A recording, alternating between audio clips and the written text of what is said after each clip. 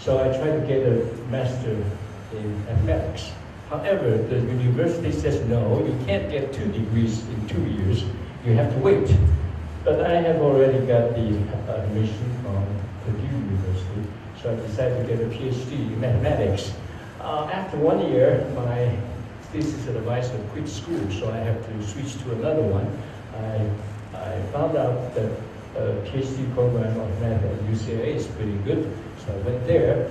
And in 1980, I found out that my thesis advisor has his own department. It's called System Science. And when I graduate, it's merged with electrical engineering. So my PhD is in electrical engineering, but my research is on aerodynamics. So it's a very weird combination. After graduation, I went to Bell Lab. But in 1984, the Bell Lab had a diverse teacher. It's called BellCore. And after 1 year, I realized that maybe it's better for me to teach, because you can't do research by yourself. It's better to communicate with young people. So I went back home and became the associate professor of electrical engineering. After 6 years, I was promoted to full professorship. And that's the end, because I thought that electrical engineering has no more challenges. I've been promoted to the full professorship.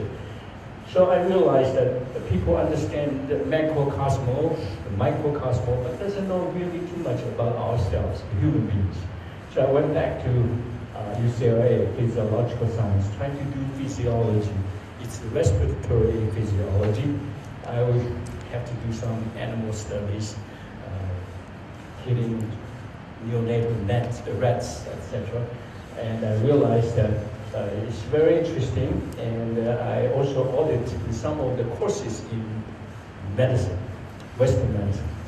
I remember clearly, even today, one of the courses, neurology, that the professor, near the end of the semester, told the students that in case he has a neurological disorder, he will go to an acupuncturist first. If that doesn't work, he will go to a chiropractor. And if that doesn't work either, then he will go to a neuromedical doctor. And only as the last resort, he will go to a neurosurgeon. So I was sitting in the back of the room. I realized that he made a point, because he said, all he has taught his students are just beautiful theories, but when it comes to real clinical practice, is the Chinese medicine that really works. So I have to go back to 1973 and 75. After graduation, I joined the Army. It's a compulsory military service in Taiwan. And in these 2 years, I was actually hurt. I was got injured in the military service. So basically 2 years. And those 2 years, welcome. So in those 2 years, actually, I was in the hospital, and there are many patients which cannot be cured by Western medicine, was actually cured by traditional Chinese medicine. So that was the year 1973, and everybody knows in 1972 and 73, Nixon went to mainland China. He found out that acupuncture was pretty powerful, so it was pretty hot in 1973. So that's the reason I have studied. I have a book out. This one. It says in 1973 to 1975. I practiced acupuncture when I was in the 20s, and but during these 40 years, I was trying to think, what is the mechanism of acupuncture?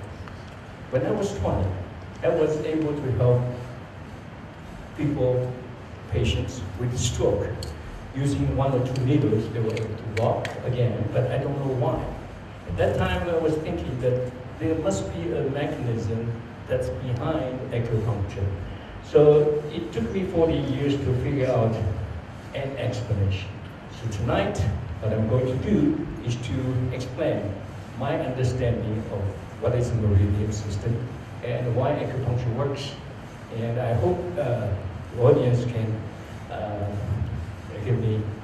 comments later on. So my talk, I would like to spend maybe an hour and a half or less to discuss my idea about acupuncture, and then leave 30 minutes for further discussion. In the past, I usually have audiences who like to volunteer, and if they have any problem, I happen to know Dr. Stephen Leong is here today, tonight. And how do you feel now? Because a little better. A little better, okay. Today I gave a lecture in UTAR sophomore students of Western medicine. Felt a little bit dizzy, the same problem, so I taught him how to do acupuncture. So I was asking him, how does it feel? It ranged from 0 to 10. 10 is the worst case, the worst scenario. He said he got about 3 eventually. So has a relief like 70%. So I think acupuncture actually can work better than CPR. And let's see what it means tonight. So this is what I had, the certificate. Basically, I will summarize what I had in 3 papers. These 3 papers, or review papers, actually, they're comparative review papers in Elsevier's Taiwanese Journal of Obstetrics and Gynecology. And the first part, I will explain what is the meridian system, and my understanding after 40 years of study. And then the second part of the paper is about the mechanism, why acupuncture can have pain relief, acupuncture, analgesia. And the part 3 of the paper was talking about why one needle sometimes can cure hundreds of diseases or hundreds of disorders.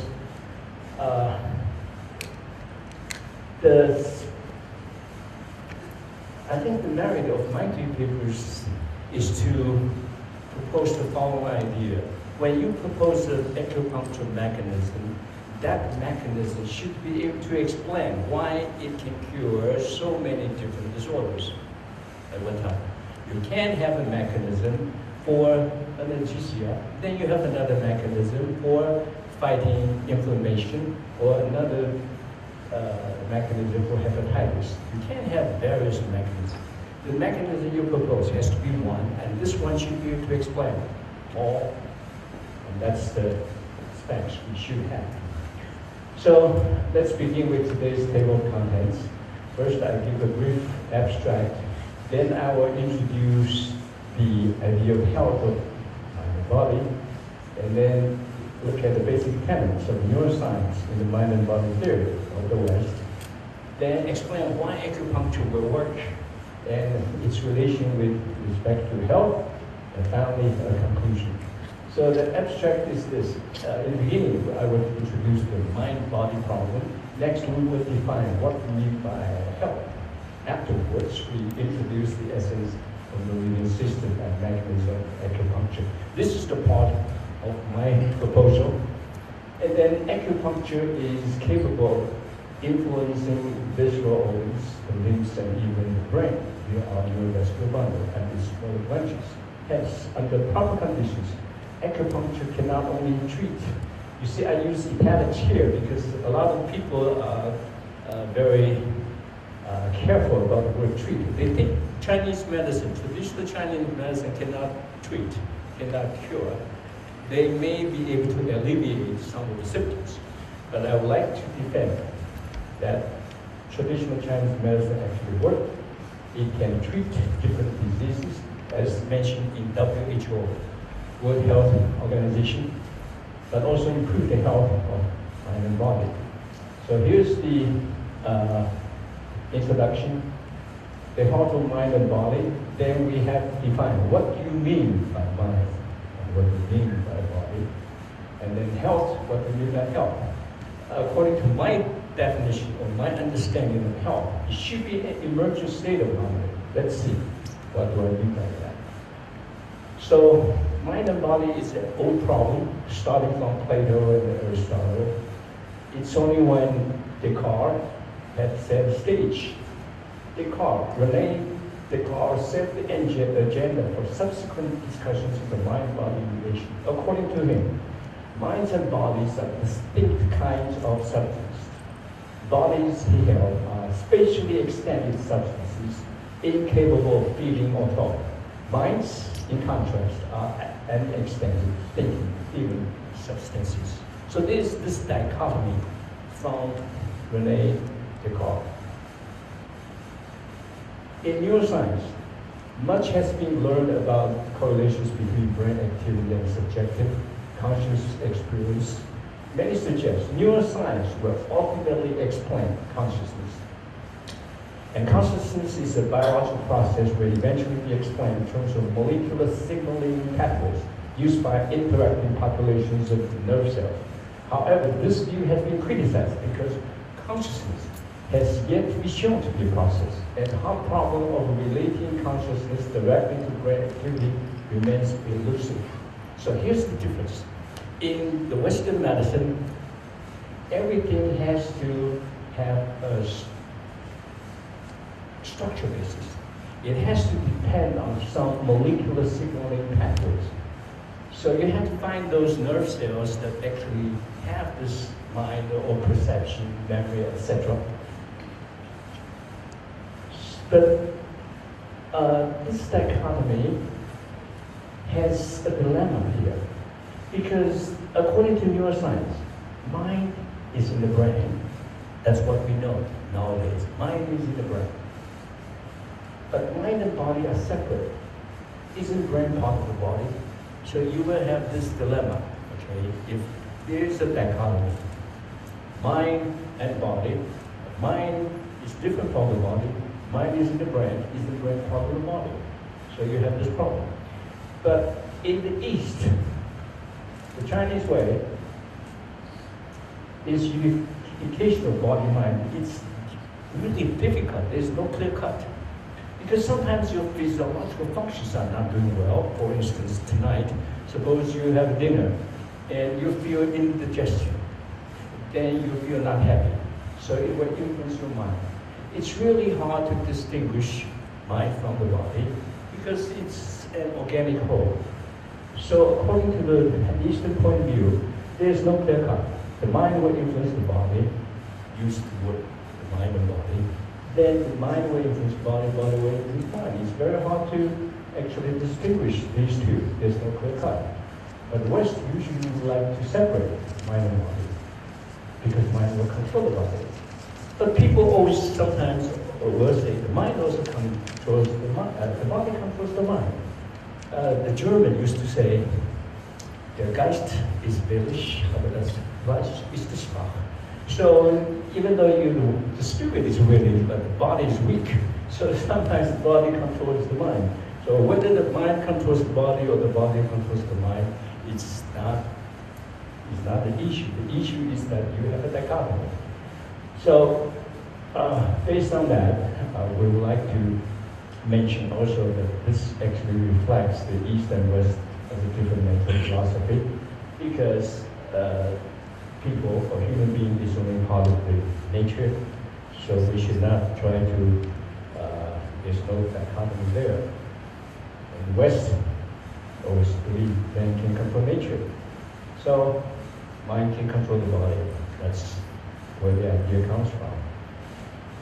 And here comes the World Health Organization, define health.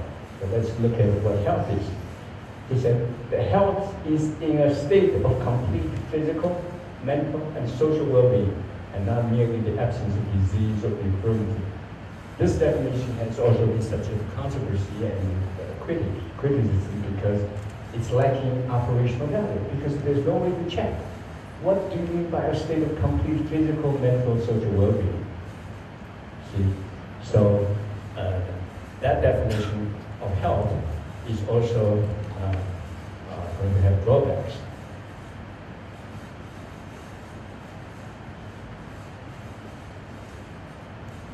Since not listening,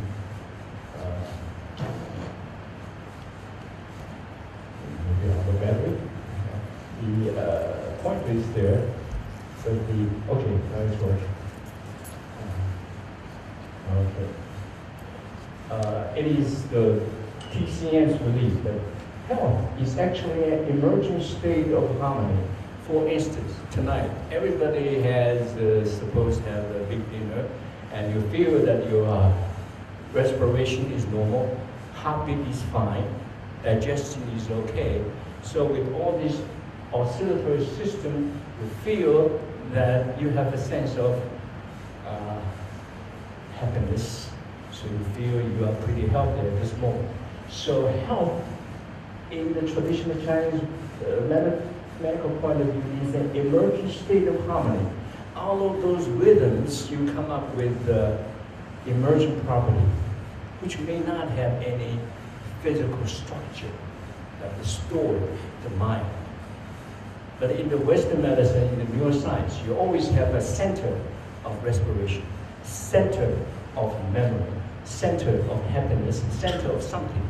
It's always center of something, so you have to locate that in your brainstem or in your palms. But for the traditional Chinese medicine, they are just emergent property out of the physiology. So it's the physiological rhythms will make kind of interaction, and eventually you feel a sense of happiness and you feel you're pretty well blessed. So you feel I'm pretty healthy right now. So health is actually an emergent state of harmony. And the human body, I believe, is a hierarchical organism containing many levels of mutually interacting oscillatory system. For instance, your respiratory system, your circulatory system, your digestive system. If they all are functioning well, and from the viewpoint of traditional Chinese medicine, health is nothing but a state of harmony emerging from the interactions of these systems. And disease is a state of discord. As long as one of the systems is not working fine, you don't feel happy, so you don't feel you're healthy. So the health or mental, brains, higher functions of human beings, according to my understanding of traditional Chinese medicine, should be emerging properties out of those rhythms. Maybe there is no place in the brain that actually houses those centers, but they are just these different rhythms that are interacting among themselves.